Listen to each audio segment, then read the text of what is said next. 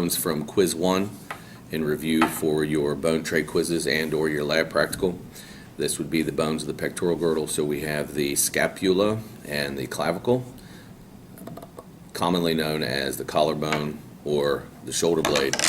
So the structures that you'll need to know on the clavicle is, first of all, its name. It is the clavicle.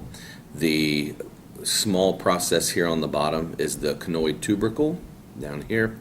And then you'll need to know which end is which. So one end attaches to the sternum, and it's known as the sternal end. That would be the hammer-shaped end of the clavicle here, and then the butter knife end is the acromial end because it attaches to the acromion process, which will be on the scapula that we'll get to here in just a minute.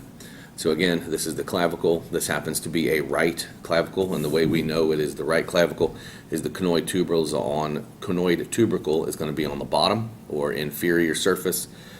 This end attaches to the sternum, so that means that this has to be the right clavicle because it has to turn this way to attach to the shoulder.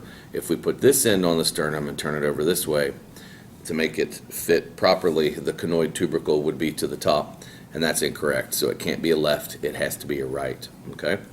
Same thing with the scapula. This is a right scapula because this is the subscapular fossa. This is the surface that lies on the ribs. You can't have this structure, this process called the scapular spine on the ribs. So this and the shoulder has to be to the lateral. And here is the socket, the ball and socket for the head of the humerus. This surface, by the way, is called the glenoid cavity or the glenoid fossa.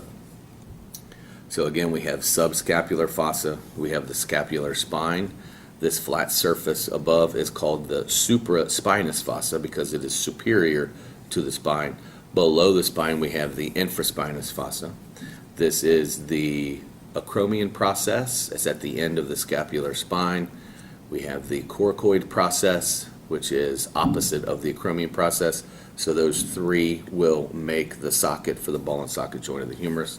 And this is the scapular notch, this little groove right here.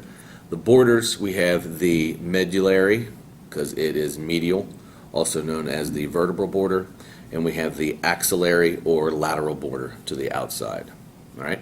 So again, we have the subscapular fossa, supraspinous fossa, infraspinous fossa, scapular spine, acromion process, coracoid process, the glenoid cavity or glenoid fossa, scapular notch, vertebral or medullary border, axillary or lateral border.